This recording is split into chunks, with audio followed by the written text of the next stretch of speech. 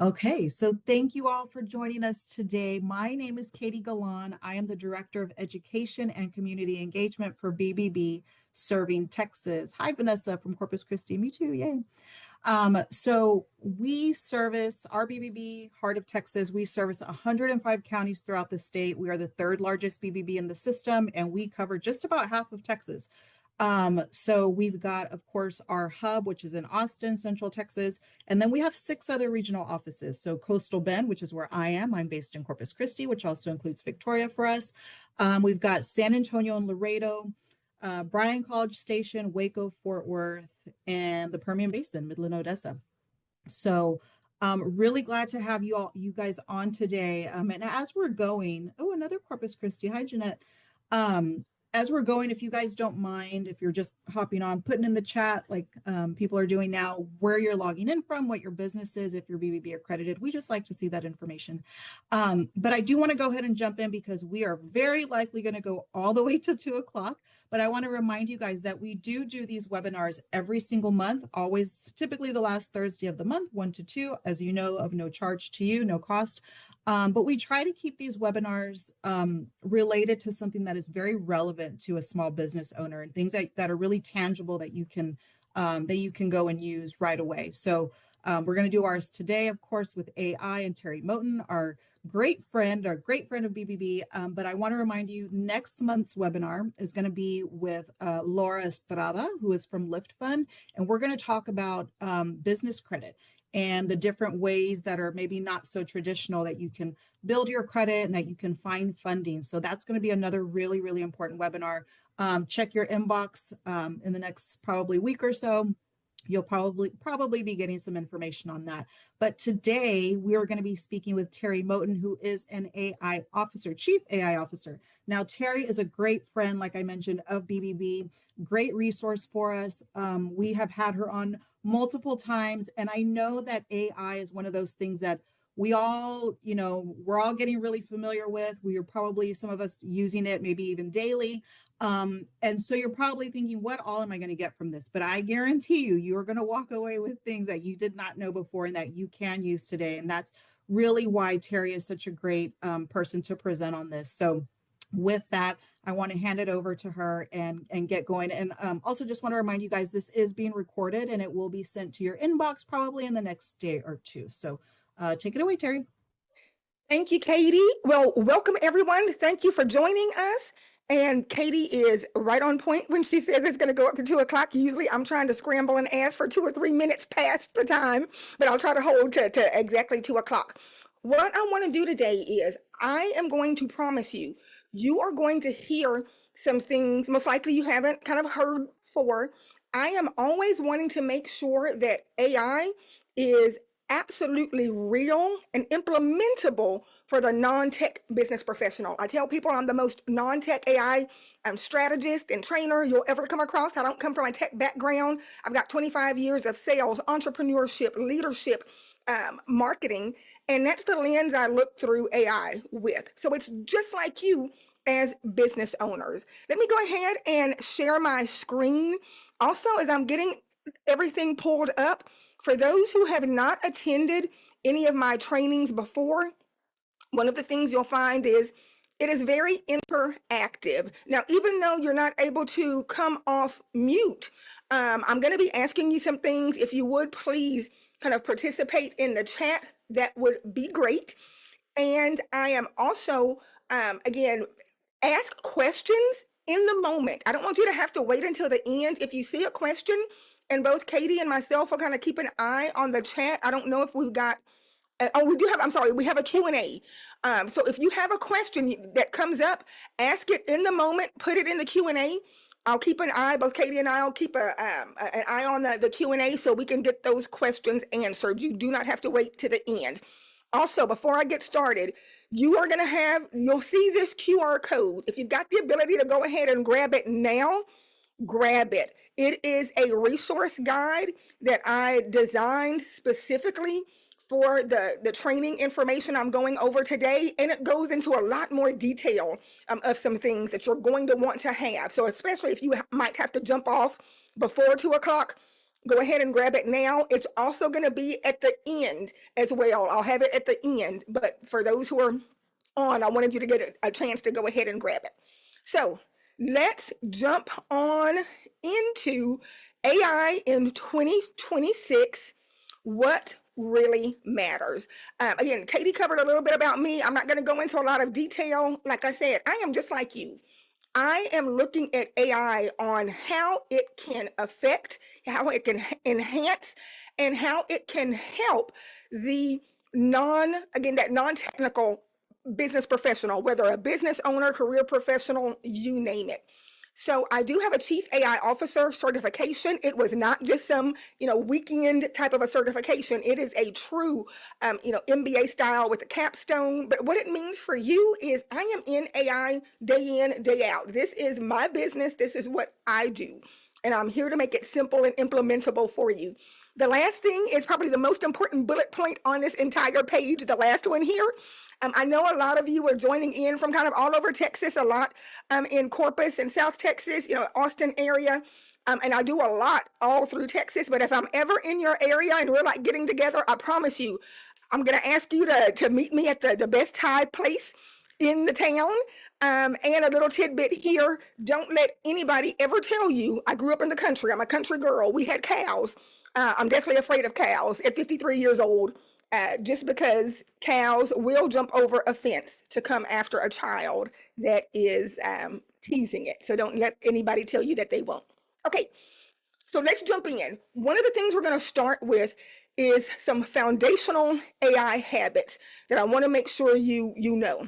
If you've seen my training before, some of these things you would have seen, but I cover this each and every time because so many people aren't utilizing it and don't realize it's there. Number one, if you feel overwhelmed by AI, that it's just changing so rapidly, I want you to drop a 1 in the chat. If you just feel, gosh, it's just coming out rapidly, all these things are happening, it's kind of overwhelming, drop a 1 in the chat. If you feel, hey, I've got a pretty good handle on AI, drop a 2 in the chat. If you would do that. If you feel kind of overwhelmed, drop a 1. If you feel, hey, I've got a pretty good handle, drop a 2. Okay, excellent. Kind of good combination coming out. So number one, and what you'll see me today is I'm going to refer, you'll hear me kind of refer to ChatGPT a number of times, but most of what we talk about is going to be agnostic, where it can be for any kind of the large language models, whether it's ChatGPT, whether it is Claude, Gemini, Copilot, kind of you name it. So just understand you can use these for pretty much anything. Number one, I'm going to go over these first kind of 4 things pretty quickly, and I'm going to use ChatGPT as the example. If you would drop in the chat, which is your foundational large language model that you use? Even though you may use several, which one do you use the most for most things? Is it ChatGPT, Claude, Gemini, Grok, Copilot? But drop in the chat what you use the most. And it typically is ChatGPT quite a bit. Let me go ahead and jump over there kind of really quickly so I can show you. One of the things I always share is this. There is a setting in ChatGPT that by default is on. You typically don't realize it unless you've heard somebody tell you to turn it off. And this is regardless if it's the free or the paid version. You want to turn this off because it has to deal with, the things that you put into ChatGPT. When you have this setting on, and I'm going to show you how to turn it off, when you have the setting on, you are training the model. You're training ChatGPT on your information that you put in there. You don't want to do that. You don't want, you work out the best, Q3 rollout of a new product, and it's just, you're going to dominate the world in your industry, and you've worked it out on ChatGPT, but you have this on. Then the competitor down the street or in the next state, they could be prompting and saying, hey, I want to roll out a new product in the 3rd quarter. here's my target audience, and let's say it lines up exactly with you. What ChatGPT can do is serve, they can, not that it always will, but it can serve up to them, hey, here's a great idea. Here's something that you can do.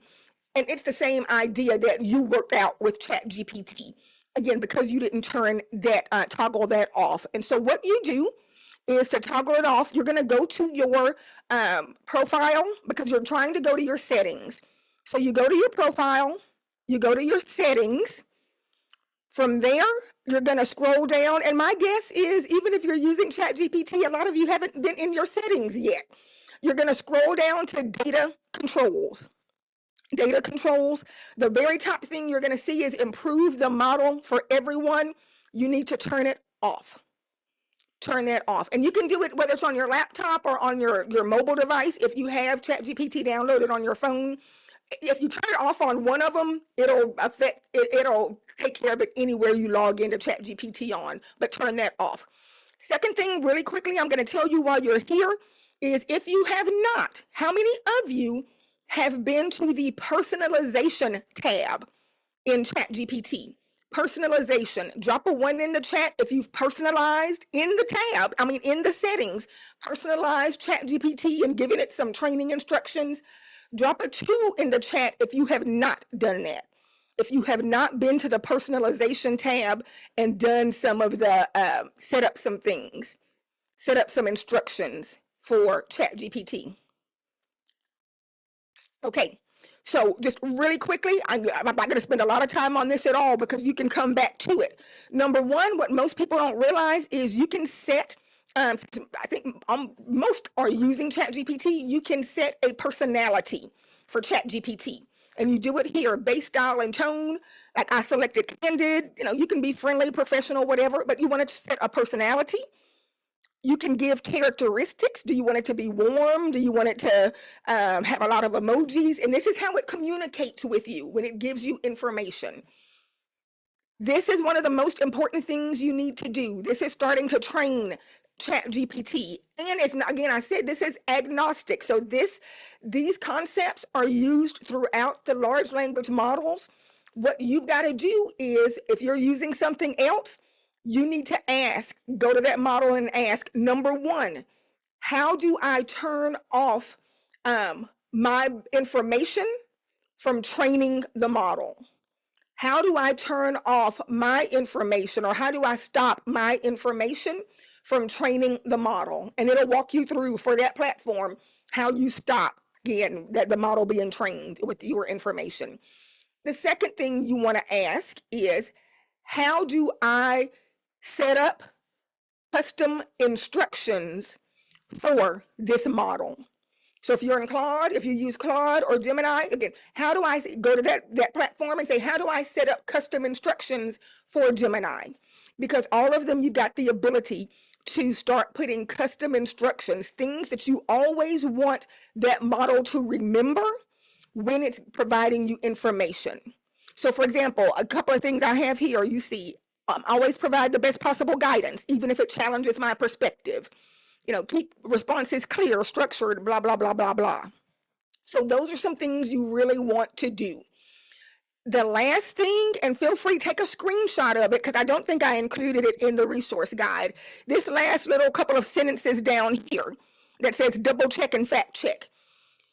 Now, how many of you heard of hallucinations, that AI can hallucinate? Drop a 1 in the chat if it hallucinate, if you've heard the term hallucination and what that means. Drop a 2 if you don't know what that means. For those who may not know, hallucinate means AI will just make up stuff. It wants to please us, it wants to please you, and if it doesn't know something, it can very well, it will just make something up, and it makes it up so good. If you're not really looking at it, and if you're not telling it to cite where it got that information, you won't realize it, because it looks like I say, it sounds, it says it like it has bass in its voice. It's like, here's the answer, blah, blah, blah, blah, blah. And again, if you're not really looking, and it's a lot of times when it's dealing with data. So one of the things I did, now it's not like hallucinations happen all the time. It's usually 1 to 2% is kind of on average the hallucination rate. But with this, it doesn't eliminate it, but I'm trying to give it a little extra hedge of the model just making something up to please me. And so I said, double check and fact check all information. And again, I'm specifying, especially data that you provide. Again, because I'm trying to eliminate or minimize hallucinations. Remember, it is not going to eliminate it, but I'm trying to help minimize it. Now, in terms of training, any model you're working with, you talk to it like you are talking to, again, an intern, sometimes like you're talking to a kid. Look what I said. If you don't know the answer, don't make one up. Don't lie. It's like I would talk to my child. Just let me know you don't know the answer. So I would encourage you to include that or something like that in there. And then again, you can scroll through, see what else it asks about, and this is how you start to personalize it. The other thing that I want to show you is, because so many people are not using it, more people are now, but a lot still aren't. And this is in any of the models, you can use this microphone, this dictate button. And this allows you to speak your prompt instead of type it out. How many of you, most times, are using the dictate button where you're speaking your prompt? Drop a 1 in the chat if you're speaking your prompt. Drop a 2 in the chat if you're still typing your prompt. 1 in the chat if you are speaking your prompt. 2 if you're typing. Okay, for those who are saying 2, I want you today, no later than tomorrow, when you go back to whatever platform you're using, because they all have this, you have got to start communicating with speech. That is where things are going. And the reason is, and think about it, when you talk, you are always able to give more context than when you type. You're always going to, number one, we're lazy typers. Number 2, if you're anything like me, I'm 53 years old. I promise you, I've got undiagnosed ADHD. So once I've typed in about 7 words, my mind is gone. I have no idea where I was going, what I was asking the model to do. But when I can talk, even if it's rambling, it's better because it gives context to the model. Now, the way these models work, they understand natural language and how we communicate so very well. And I'm going to get to a point in just a little bit where I'm going to show you it's something that's called contextual engineering. You might have heard of prompt engineering, but now we've moved to contextual engineering. With ChatGPT, you can actually talk for up to 10 minutes. Most people are like, Teri, I'm not talking 10 minutes. And I know that's probably true.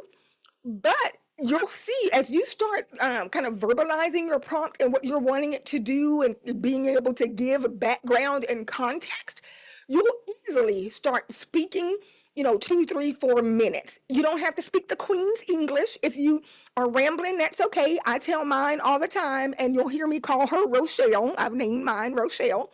I'll be like, Rochelle, I know I'm rambling. I need you to make sense of it. And she's great. She's like, Teri, you're not rambling. It made perfect sense, even though I was rambling. The next button I want to make sure that you know is this one. Now, a lot of the platforms have it, I think. So in addition to ChatGPT, I know Gemini has it, Copilot has it, I think Claude has it. Grok might as well. But this is voice mode.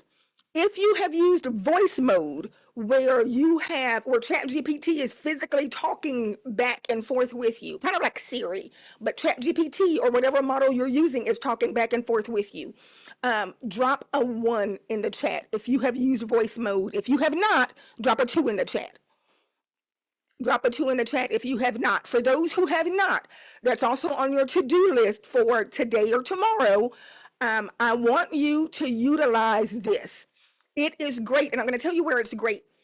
This is where I use it the most, is hands-free now, hands-free when I'm driving. If I want to kind of strategize something or I'm thinking through something and I want to bounce it off of, ChatGPT is what I use the most, probably 70 to 80% of my needs.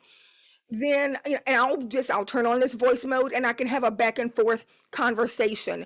For those who have not heard it, and let me look to see if my microphone is still going to allow me to share the voice. so you can hear it. Let me check real quick. Hold on. Hey, Rochelle, are you there? I'm right here, Teri. What's on your mind today? Let's make sure we get you moving forward on whatever's in front of you. Do you all hear that? Loud and clear, No, Teri. not you, Rochelle. Hold on. I'm asking the audience. So hold on till I come back to you. So if you were able to hear that, drop a one. Okay, perfect. Awesome. So that's where, again, you can just kind of go back and forth. You'll see here, it does a transcription, and she's listening to me here. Hey, Rochelle, I'm going to go ahead and leave you alone now on the voice mode. Thank you. No problem at all, Teri. You know where to find me next time. Take care. And so what that'll do is just give, and now she doesn't want to turn off. All right, Rochelle, are you trying to take over my world? Hold on. Let me see if I can just refresh and get her off of there. So, and what it'll do is it will leave a transcription. So you could be, again, conversating, you get home and you're like, what did we talk about? It's right there. And you can tell it, here's the great thing. Here's a pro tip to remember when you're utilizing like the voice mode, and let's say you're strategizing something and you're driving, you get home or you get to your office or you get to your business, you can say, hey, what we were just talking about, I need you to break that down into, 3 steps that I can start implementing today and show me what that looks like. So remember, give it context of what you want. It doesn't just do a transcription for transcription's sake. Be able to have it have context to truly, truly help you. And be sure, Katie, let me know if we get any questions. Y'all don't forget, drop questions in the chat. The last thing, and you're going to see it, I'm not going to cover it because of sake of time. It is in the resource guide, but what you'll see is going to be this piece down here, a master prompt. That is all part of training your platform, whatever platform you're using. And what a master prompt is where and here's how it goes. You simply tell that the AI platform you're working with, hey, I need you to help me build a master prompt for my business. Ask me questions one at a time to get all of the information you need. I've got a much more detailed prompt though in that guide. The big key is when you do prompts at the end, always tell it, well, and I've actually kind of changed it because I used to say, ask questions one at a time to get the information you need from me. I've now changed that to how many clarifying questions do you have for me? Because sometimes it's 2 questions, sometimes it's 1, sometimes it's 12. And I may not have time to answer 12 questions.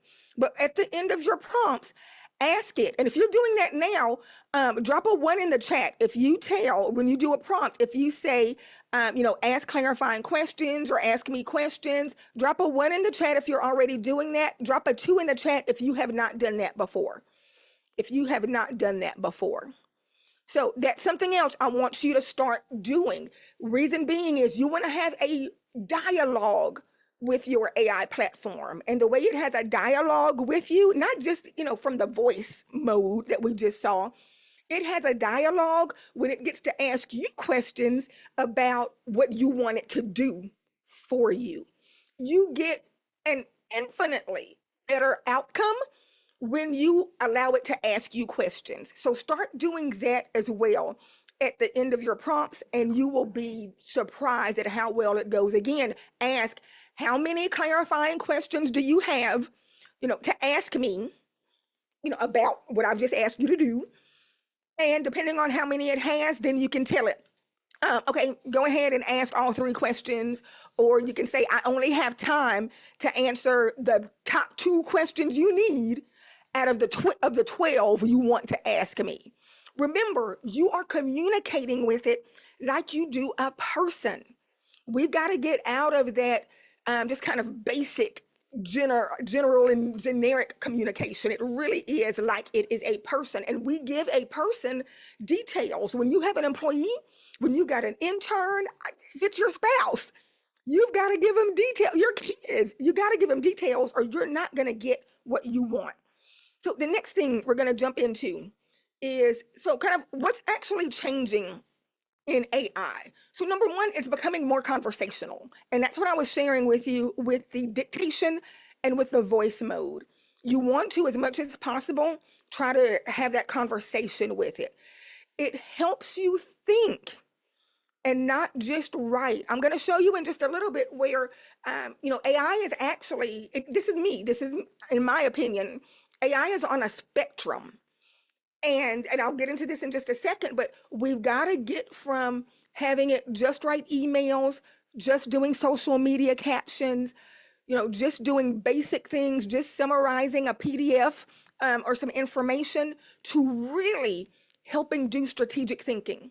Because as a business owner, most people don't realize what they have access to, like literally in the palm of your hand. When you're using AI, you've got access to the world's best experts, consultants, strategists, coaches that can help you when you know how to communicate that to whatever AI platform you're using. So we've got to start looking at it. So that's one of the other things I want you to write down is I have to use AI more strategically. I'm not saying don't use it to write the emails, absolutely, but use it strategically. That's what makes the difference. And that's what really puts you ahead. Context matters more than clever prompts. So how many of you over the past couple of years, you've heard the term prompt engineering? If you've heard prompt engineering, say yes. If you have not, say no. If you've heard prompt engineering over the last couple of years, say yes. So it's probably going to be a mix of people. Prompt engineering is how you set up your prompt, the directions and instructions that you have for AI to do. Here 2 years ago, it was a whole position, like in for companies, that was a prompt engineer. That was like a six-figure position, like high six-figure position.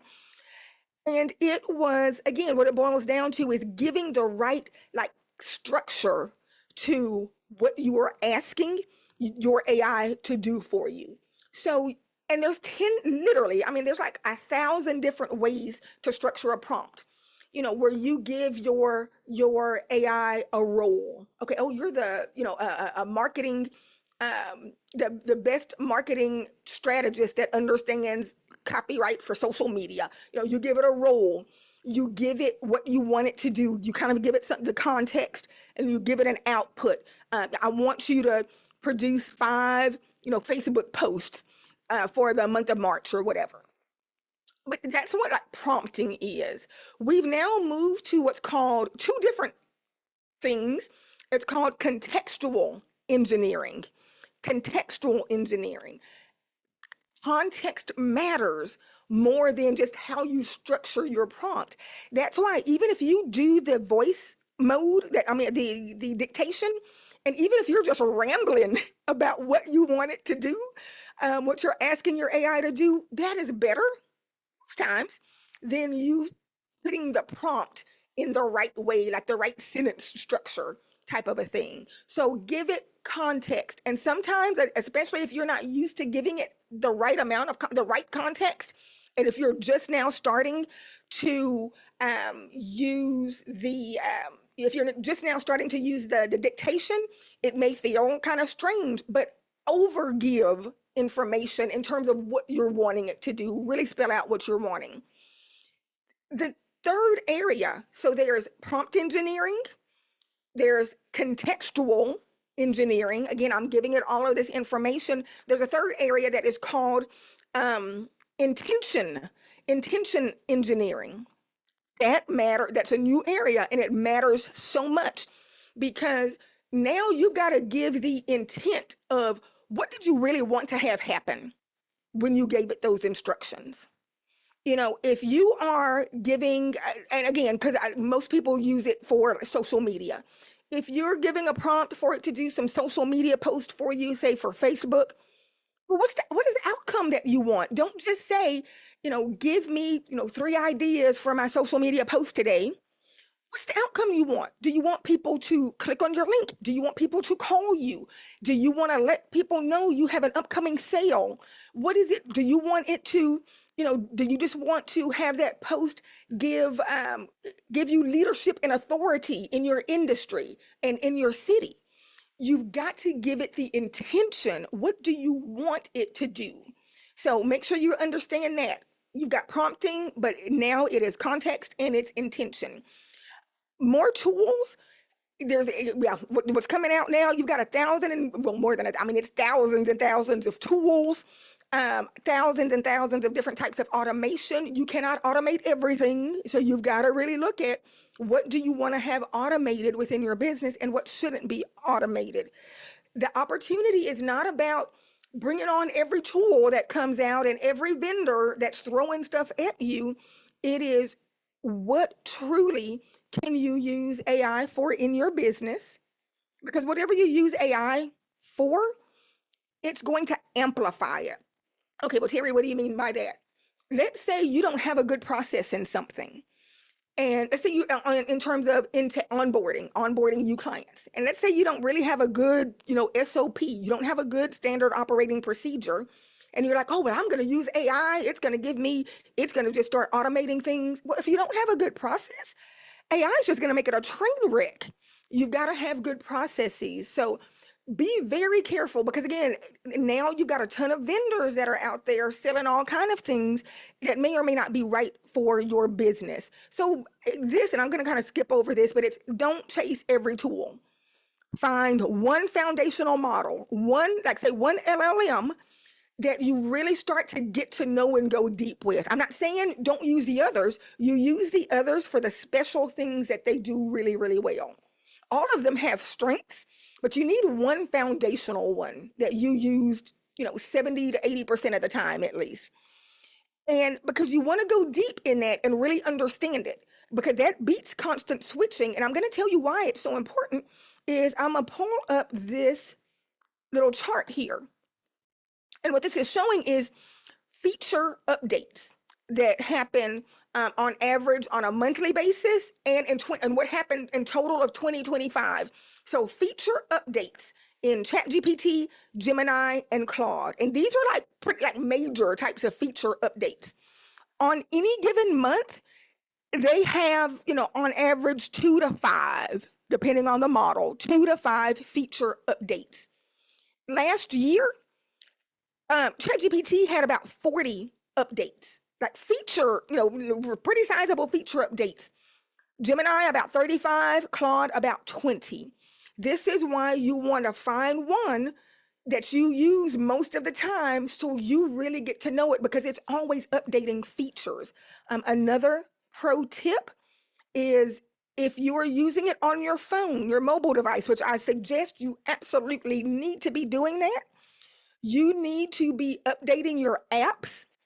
Go to your app store and update, especially if nothing else, the LLMs that you're using. Again, ChatGPT, Gemini, what have you. You need to be updating those at a minimum of once a week when you're on with your mobile device. So I would just say, Monday morning or Sunday or Friday, pick a day, put it on the calendar until you remember it.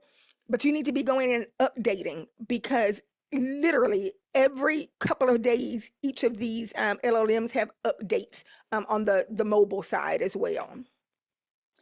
Now, I've already gone over how context beats prompts. So I'm not gonna kind of belabor that anymore. I want to get into some additional things. I want you, well, and before I do that, let me stop. Are there any questions over anything I've said so far? Any questions that come up for anybody? Because I do want to give you room for that. And I know a lot of you who have seen my trainings, you're like, well, Teri, when are you going to get to the models and, start showing some stuff like you always do? Because those are typically, that's what I do. I'm in and out of, ChatGPT, Gemini, and things like that. But today there's some things I need to talk through with you. So that's why I'm going kind of this route for much of the training. But I want you to start thinking of AI, being on a spectrum. Okay, well, Teri, what do you mean by that? So again, think of a spectrum and think of AI on one hand that you've got, what I call the task assistant. And that's where most people dip their toe in with AI and where people probably use it the most. They're using it for emails, using it for social media, doing social media captions and image generation.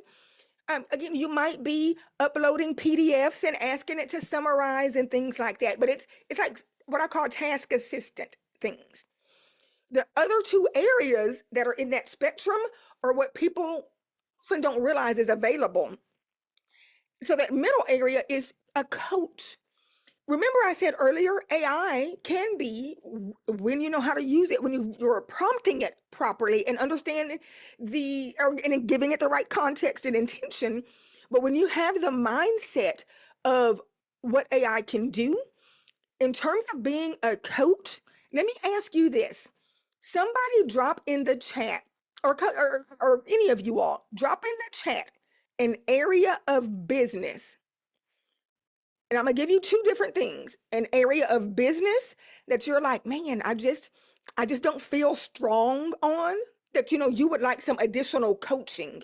Again, whether it's marketing, understanding financial, like your financial situation and financial documents and things like that, understanding your P&Ls and stuff like that, or how do I need to scale the business? But also, if there's something that personally you want to be coached on, it might be, parenting skills. It might be, coaching to help prepare a junior, an eighth grader to go into high school and kind of what that looks like. So you can kind of, again, be their coach. But what's something that you're like, hey, I would like some coaching in some certain areas. So no, absolutely. So Robin, like financials, marketing, getting leads. Yes, all of those, marketing and leadership. So are y'all using AI as a coach to help you with those things? Because a lot of people don't realize, and one of the things you can do, and most of the models have what's called and it depends on the model, but it's a more of like a study and learn, or what I call a coaching mode. And the way you get to it, just really quickly, I'll show you in ChatGPT and Gemini, just really quickly. So in ChatGPT, let's say it's something I wanted to be kind of coached on. Let's say again, I'm a business owner. I just don't feel strong in my financials, and I wanted ChatGPT or whatever model you're using to really help me better understand my financials. What you can do, this plus button, again, it's going to open up and show all of the different things that ChatGPT, can do, some of the features. When you see this more, come over, study and learn. And most people think, "Oh, it's great for my fourth grader or for my high schooler or the college student. They're trying to learn chemistry." Well, yeah, it is, but it's also for you as an adult, as a business owner, or a career professional, or a parent, or anything that you're wanting to learn something. And so, for example, let's just say, I'm going to give a quick example here. I have had a business and I'm gonna make something up. I've had a business for 3 years. It is a salon in Victoria, Texas, and I just don't feel comfortable on the understanding the financials of my business. I feel like I don't know where to begin. I need you to help me and kind of be my coach. How are you going to help kind of coach me up so I feel comfortable and confident in knowing kind of what's coming in, what's going out, being able to do some financial projections? I might want a loan by the end of 2026 to expand. How can you help coach me? How many clarifying questions do you have for me? So notice I put that in, how many clarifying questions. And all you do when you again want anything, you just say, hey, here's what I want. How can you help me? Because for most people, you just have to have the lid kind of lifted off your mind and what can be done. So it's going through and it's thinking right now. And as it's thinking, I am going to let you know. Hold on, let's see what she's coming up with. She is awfully slow right now. So, but as it's coming up with this, one of the next things I'm going to show you to make sure you realize is about the different reasoning modes that are in these platforms. So it'll tell you, here's how I can coach you up. Here's how I can, help you feel stronger, that type of thing. But it's basically putting literally kind of like a lesson plan in place. Now, again, my Rochelle knows me pretty well. So she probably knows some of the ways that how I want things. But remember, I said the importance of asking, how many clarifying questions you have. So number one, she's saying she's got 7 clarifying questions. And I've trained her too, when she's got clarifying questions, to ask me one at a time. This is because you get such a better output when it asks you those clarifying questions. So I'm not going to go show any more on that, but I wanted you to see study and learn mode there. And then in Gemini, for any of you using Gemini, what you do is you come to tools. So in Gemini, you come to tools, scroll down, and there's guided learning. You simply tell it, again, use the microphone, tell it what you want, and let it kind of put together a plan to help teach you. And you can tell it as well, hey, I only have like 30 minutes a day for 3 days a week. And I want to get better at the financials over the next 4 weeks. And it will put together a plan to teach you. And then when you get ready to start, let's say it's on Monday, you come in and say, hey, it's Monday, I'm ready for the first lesson. Or I'm ready for our first session. The next session is on Wednesday. Okay, you come in, hey, it's Wednesday, I'm ready for our next session. But this is how you start getting coached up. The last area is going to be as a thought partner. This is where you are using AI strategically. You are using AI to help you make strategy decisions. This is where you need to start thinking, if I had access and an unlimited budget to pay the world's best, absolute best kind of conglomerate of consultants, coaches, advisors, what would I be asking them? Ask that to the platform you're using. So ask about, how to scale your business, but give it specifics. I would like to scale my business to $1 million, whatever it is. If it's $1 million a year, if it's $50 million a year by the end of 2027, here's kind of what's going on. Give it that context, give it the intention. Again, I know the things I can do are this, and this. If there's some constraints, I've got some budgetary constraints. I can only do, $200 a month towards marketing. I could only do 20,000 a month. I can do 20,000 a month towards marketing. You kind of give it an overall picture. How many clarifying questions do you have to ask me? And tell it this is what you're wanting it to help you with, to be a strategist. So a lot of people don't really think about it that way because it's in that task assistant mode that a lot of people are kind of sitting at. So a couple of tools. Any questions? Let me stop and see any questions on what I have gone over so far. When you are going to ask it to do something, the model to do something for you, I want you to sit and think for a moment. Is this more of a task, kind of a task assistant I want it to help with? Is this more of a kind of a coaching thing I want it to help me with? Or is this actually going to be more of a thought partner where it is strategically working with me? I want to give you some things that I think for 2026, you should really, make sure you're using, of course, whatever foundational LLM that you have. I'm going to go ahead and start this deep research really quickly. Can we and here is a question, can we get all this help on the basic free model? Yes. So Denise had asked, can you get all of this on the basic free model? Pretty much. You can get most of everything I'm covering, you can get in the free model. You may not be able to get as much of it.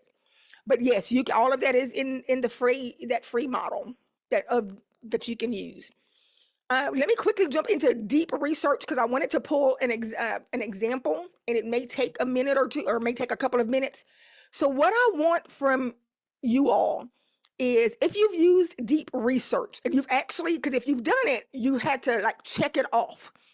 If you've done deep research, whether it's in ChatGPT, Gemini, Perplexity, Claude, Copilot, put a 1 in the chat if you've done deep research.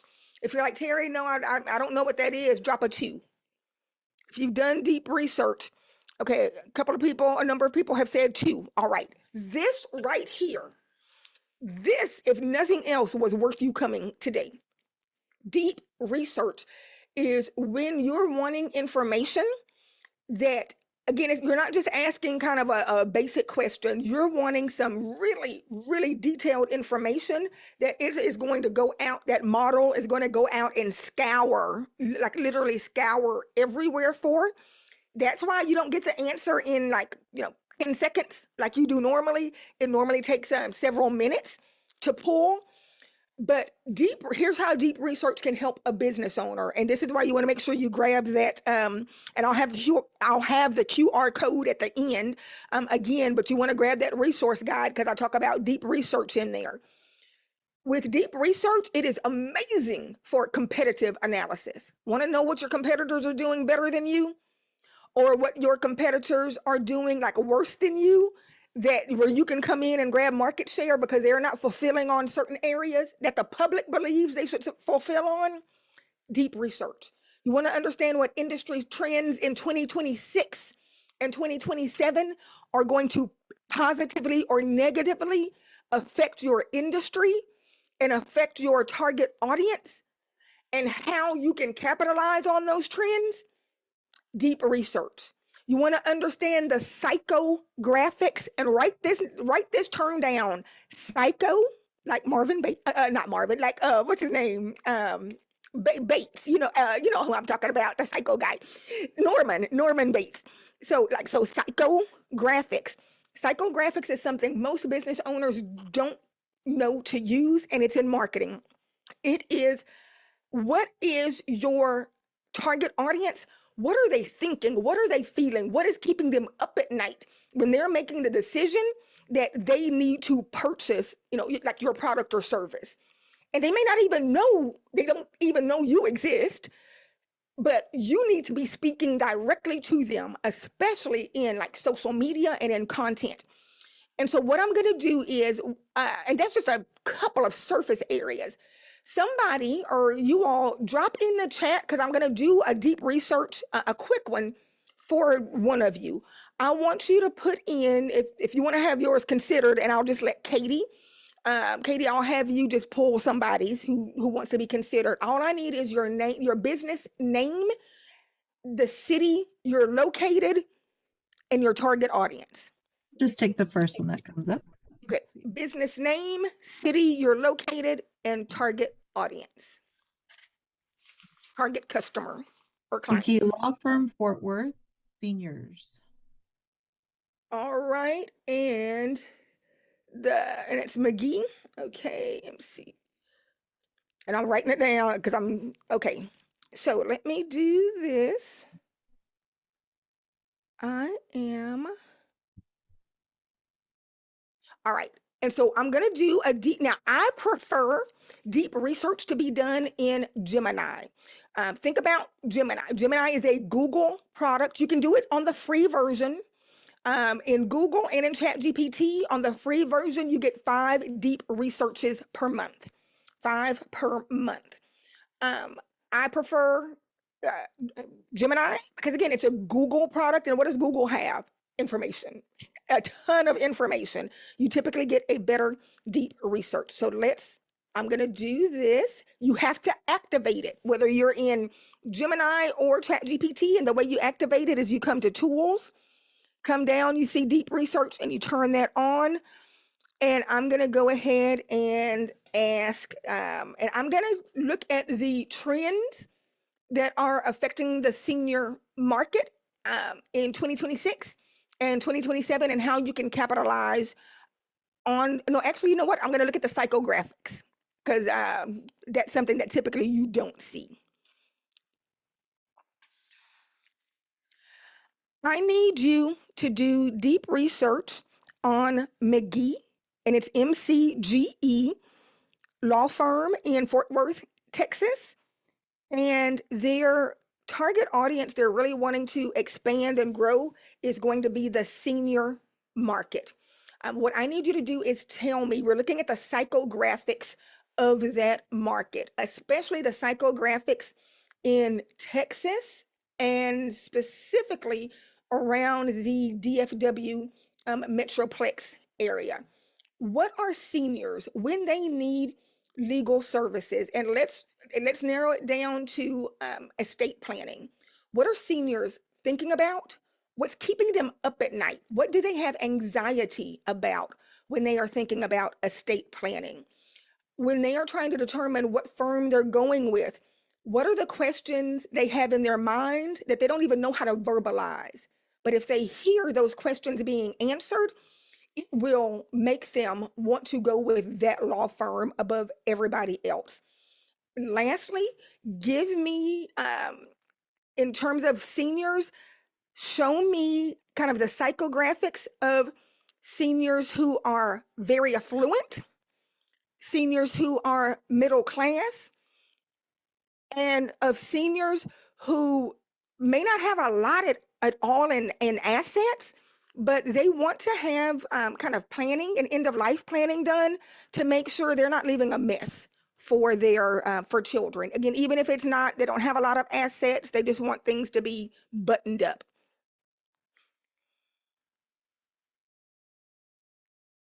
So number one, this is one of the reasons why you want to do voice typing, I'm sorry, do the voice, the dictation. Number two, for McGee Law Firm. So Kim, make sure you connect with me.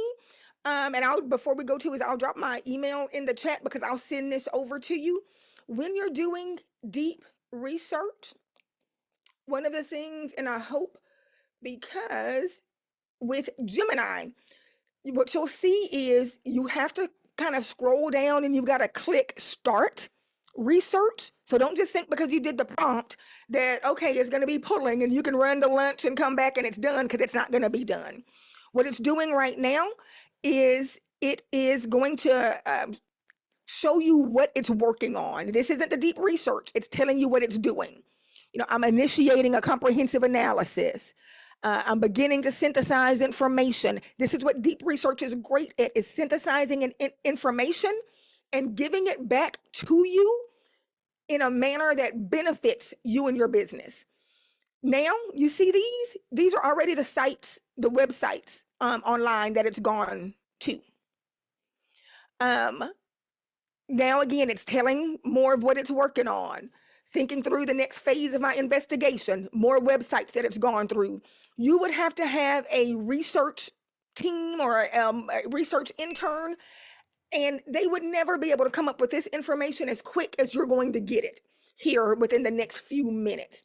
So if any of your businesses, especially like the law firm, if you've got any type of research interns or anything like that, you want to make sure they know how to use deep research. And the other benefit is all of this is going to be cited information. So it's not making stuff up. It's not hallucinating. I'm going to let this scroll and keep going, because there'll probably be a couple of minutes before it finishes. And I'm going to go to the next thing. So because I know Katie's going to be pulling me off in just a quick second. So other tools to know, Fathom, or any note taker for a virtual meeting, you need to be using that. So if you do use a note taker, drop a 1 in the chat. If you don't use a note taker, drop a 2 in the chat. And all of these tools that I have here, I've got the links and information and stuff in that guide. So I do have that there. All right. So whenever you have the ability to use a note taker. It's going to, and it's not just about it, giving you a summary. It can do so much more than that, because you can drop the transcript of the meeting into whatever large language model you're using, ChatGPT or whatever. And you can say, if you're using a note taker, make sure you give it this prompt. You tell it this, drop in the transcript and say, tell me what was important that was said that I probably missed. You'd be shocked. And why? And then just and why? Tell me why that was important. Tell me what was important and what I missed and why that was important. Another quick one for you all that might be looking for referral opportunities in your business, whether you have a client, a discovery call with somebody or anything like that, say, drop the transcript in chat or Gemini or whatever and say, based on our conversation, what referrals would this person possibly have for me? You'd be surprised, because there's referrals you're sitting on that you don't even realize it in conversation, because you're not listening to it with the nuance that AI will. Gamma, gamma.app, gamma.app, absolutely excellent in doing like PowerPoints and things like that. It's fantastic. Fixer AI. I'm going to show you that really quickly, and hopefully by then the deep research thing will be done. Fixer is a cost, and at first I didn't want to pay it until I did their free trial, and I was like, oh my gosh, this is amazing. Fixer is an inbox, helps with your inbox. I've got, as you can see here, 26,000 emails. A lot of them are promotional stuff and newsletters and things like that, but I would have things that always got lost in email. With Fixer, it's going to categorize things. Number one, you'll see what are things you need to respond to, what are just notifications. Katie, I may be about 2 or 3 minutes over, but what are notifications, things like that. Over here, it shows, you can click on it and it shows, okay, what are things I need to respond to? Here's everything I need to respond to. In addition to that, it is going to go ahead and do a draft for me. So I don't even know, I'm trying to see, like this. So it did a follow-up draft. They're not all short. The follow-up draft is not all short. It is based on kind of what's needed, but it gets your voice down like that. Very seldom do I need to adjust anything in the draft response. I might need to adjust 1 or 2 things, or maybe change an appointment time if it's asking for an appointment time, but it scans your previous emails and it brings on your voice amazingly. So within about 10 seconds of you getting an email that requires a response, it goes ahead and drafts it up for you. It's $30 a month. It's the best $30 a month I can ever spend, in addition to like ChatGPT, because it saves me literally 8 to 10 hours a month. I'm sorry, a week, 8 to 10 hours a week on my emails. So I wanted to just share that with you as well. We're already in deep research.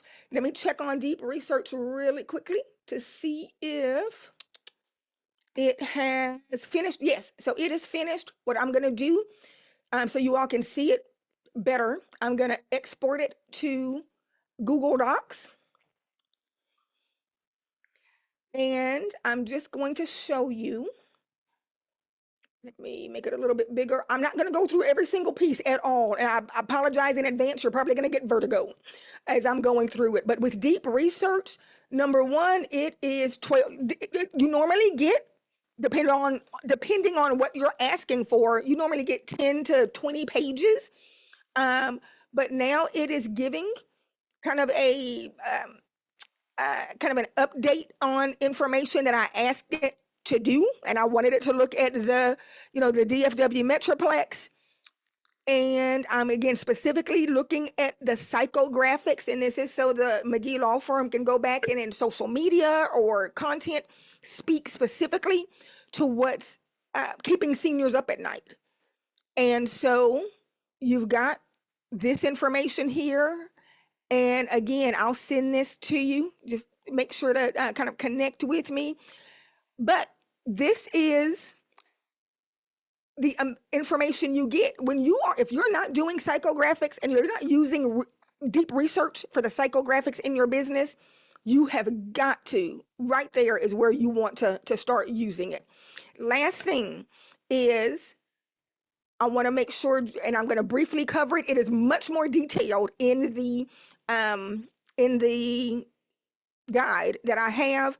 But how many of you in your businesses have an AI use policy? Where you, and I don't care if it's if you're a solopreneur, it doesn't matter. But if you've got other employees, if you have an AI use policy, say yes. If you don't, say no. If you have an AI use policy, yes, or one. If you don't, say no. That is imperative.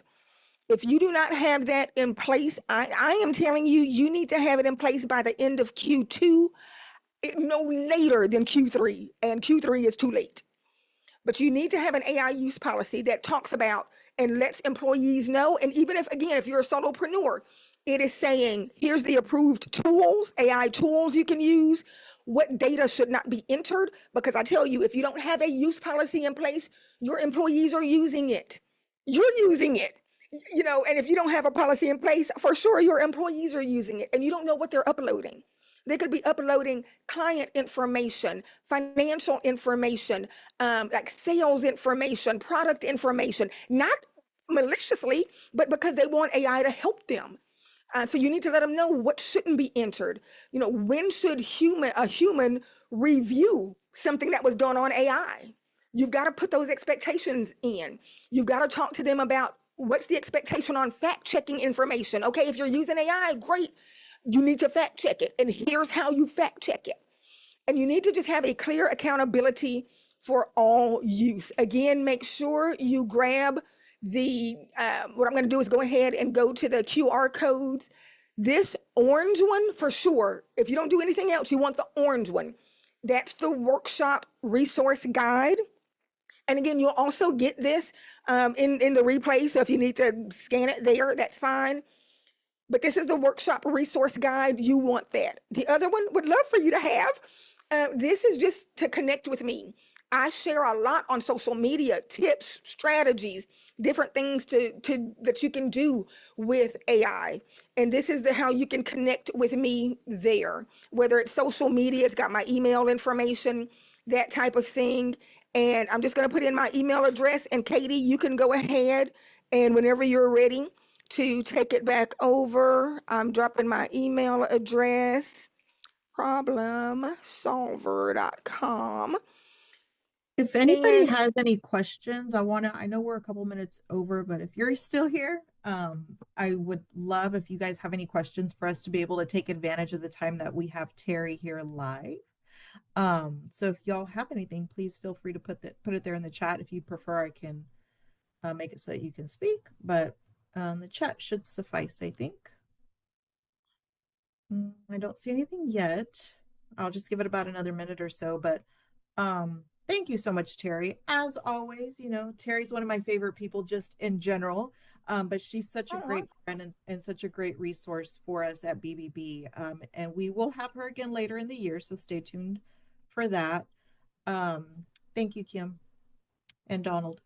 Thank you, Donald. That was very kind. You did an awesome job, he thank said. you. And don't forget, you guys, what are we in March, April? The April webinar will be with somebody from Lyft Fund, and we're going to talk about business credit and funding resources and things like that. So make sure that you're there too. Hi, Brenda Kesters. Glad you were able to hop on today. So it doesn't look. And I just wanted to add one thing again. Be sure if you can, like I said, follow me because I do a lot of virtual trainings that go into a lot more detail where I'm in and out of the models. Again, today I just needed to talk through some things with you, so it didn't look like what my typical training does. But again, keep up with me on social. I'm always showing where I'm doing various trainings. Awesome. Thank you, Teri. Thanks, Jeanette. Thank you, Teri and Katie. But that's it. If nobody has any questions, we'll go ahead and end it. This will be sent to you. The recording will be sent probably, hopefully by tomorrow. If not tomorrow, then definitely by Monday. And we're going to send Teri's information along as an attachment with that. So um, yeah, that's all we have. So thank you so much, Teri. Thank you, Joanna. And thank you all for being on today, and accredited businesses. Thank you, BBB accredited businesses. We love y'all. But that's all we've got. So I hope everybody has a great rest of the day and a great rest of the week. Bye, guys.